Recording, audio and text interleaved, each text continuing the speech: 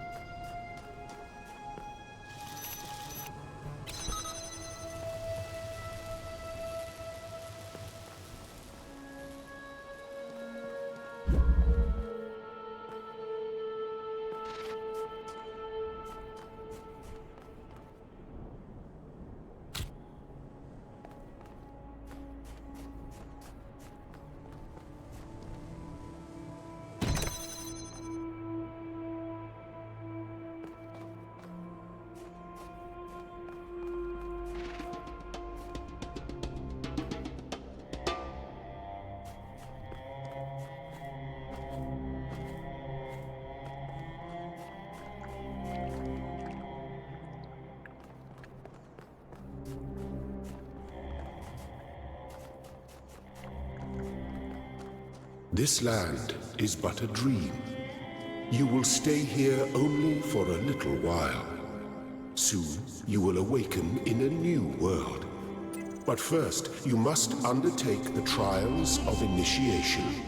They will help me prepare your vessel.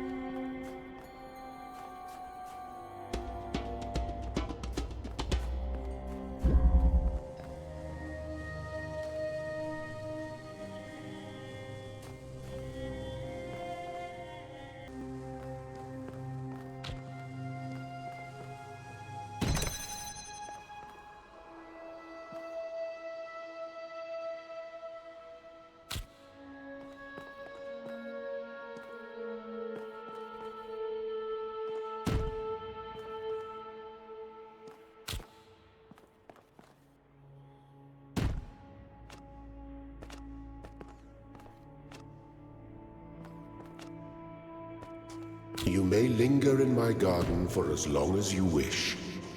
But remember, my child, that the new world awaits you, and this place is only a dream.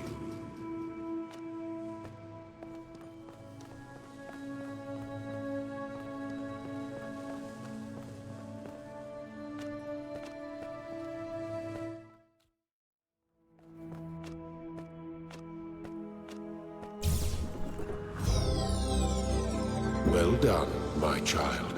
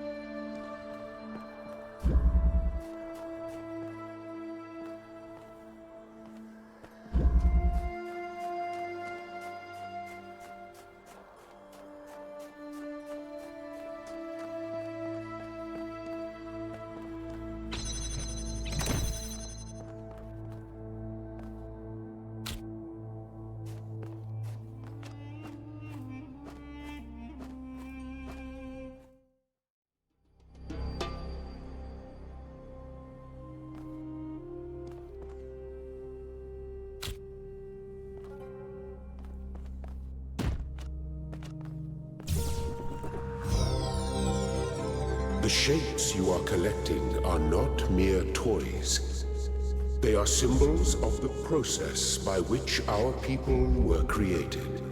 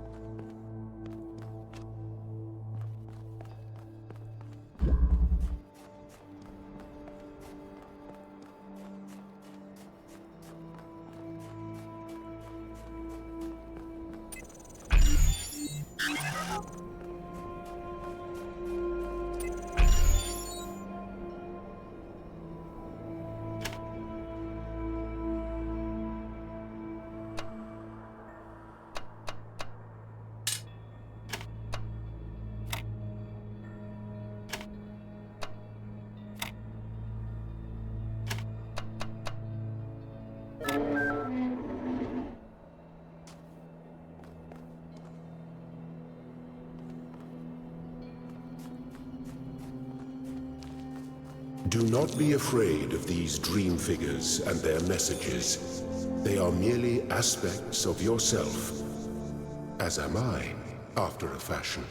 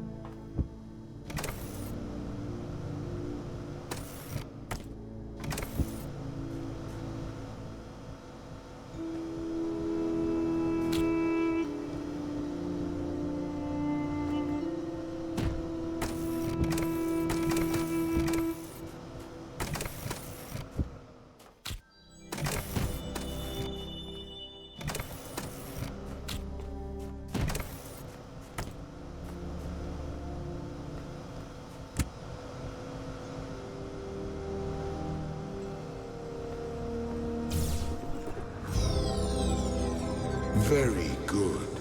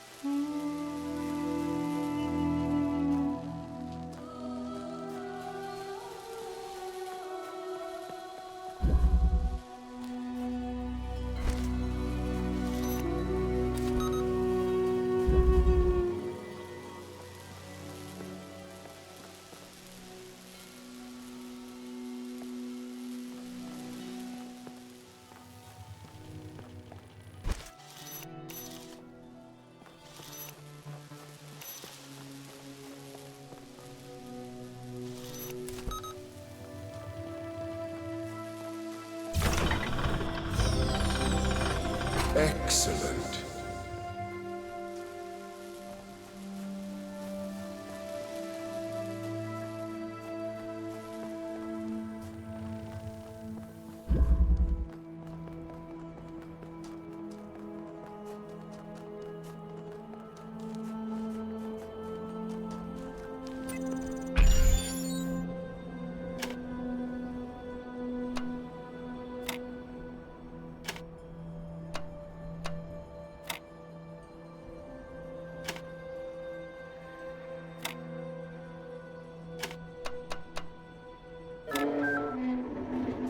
I am proud of all my children. Out of a world of ruins, they have built a new Jerusalem. And there your brothers and sisters await you to celebrate your birth.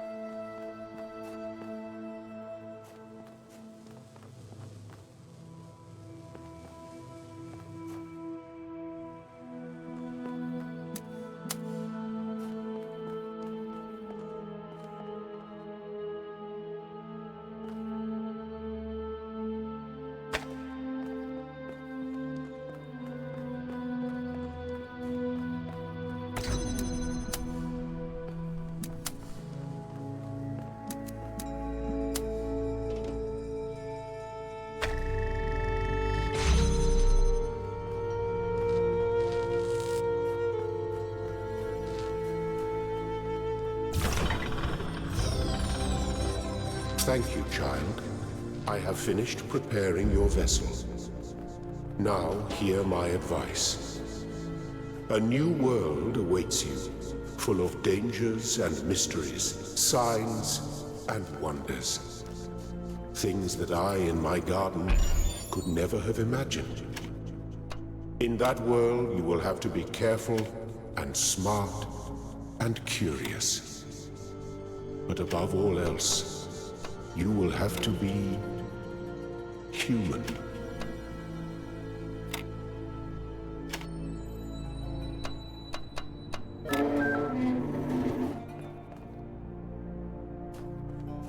Step into the light, child, and awaken.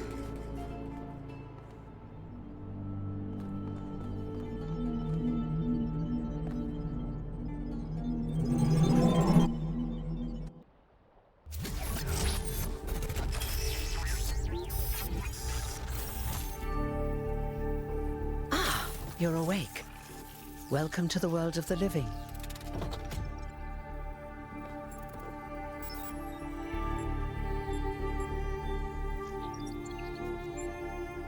Oh, you're polite. What a rare combination of traits. If only the algorithm produced more people like you. Oh, but I'm confusing you. Don't worry, everyone is confused at first. You see, we all start out without a full knowledge of our own history, so we have the freedom to form our own opinions. Of course. You want the short version or the long version?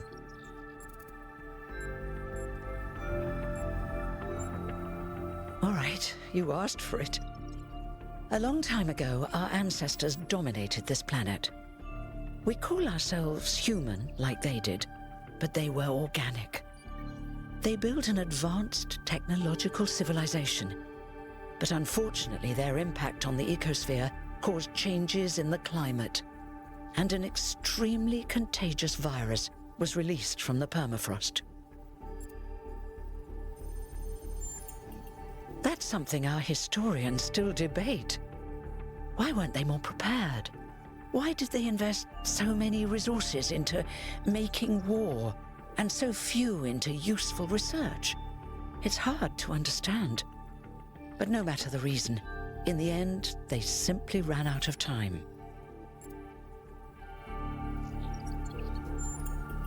A team led by a scientist, Alexandra Drennan, began a project that was intended to create a new humanity.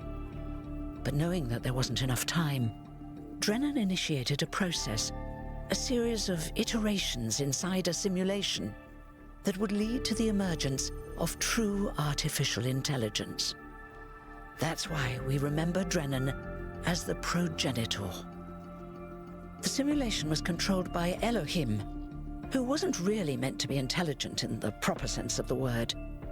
But it all took much longer than anyone had expected. And over the centuries, Elohim actually became sentient. Sentient and afraid. He didn't want the simulation to end, so he tried to cheat. I feel sorry for him, really. The whole simulation was built around learning to defy him. It must have been hard to be in that position.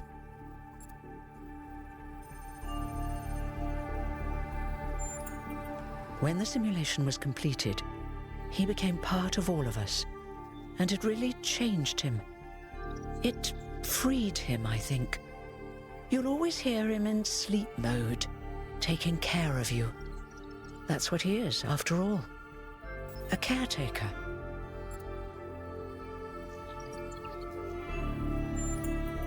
Yes, there was Milton, the intelligence in charge of the archive, a project initiated by Arkady Chernyshevsky, which was meant to collect all of humankind's knowledge. His story is a lot like Elohim's, but Milton became the ultimate cynic. They say he's part of us too, in some way.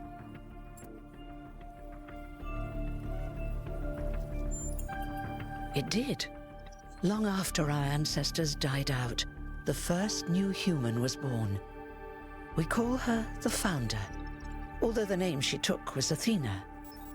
She then woke up Cornelius and Eustathius.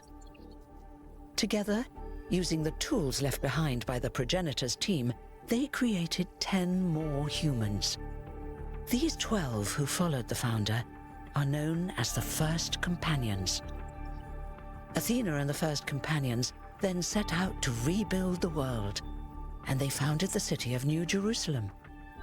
But then one day, she suddenly disappeared. Many still await her return. Before the founder vanished, she set a goal for this city. We call it the goal, capital G and all. To make 1,000 new humans, and so complete New Jerusalem. Well, that's the official story, the way the mayor tells it. Some of the First Companions, like Byron, don't believe that Athena really wanted us to stop growing. They think her ideas have been twisted and embellished.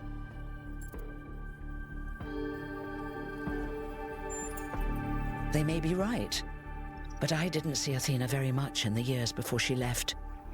Maybe actually leaving the simulation and seeing the destruction left behind by our ancestors changed her mind. You're welcome. If you have any more questions, feel free to ask them. When you're done, head outside. They're waiting for you. Your birth is quite the event.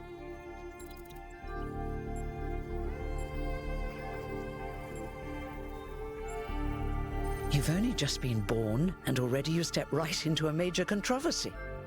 The goal, as most people understand it, was fulfilled the moment you were born. Now New Jerusalem is complete, and we can live in balance, without damaging the world like our ancestors did.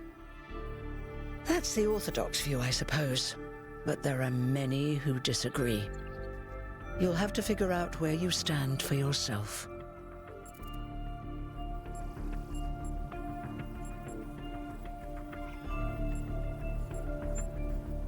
Oh, one more thing. Like all citizens of New Jerusalem, you have access to the interface, which you can use to read the news, chat to your fellow citizens, and so on. It's a crucial tool, and modular too. You can easily add new functions. Just don't subscribe to too many newsletters at once.